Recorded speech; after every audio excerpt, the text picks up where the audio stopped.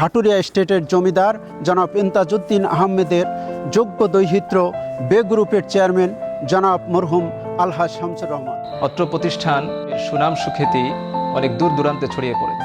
আমি অত্র মাদ্রাসায় 2018 সাল থেকে অধ্যয়ন করছি।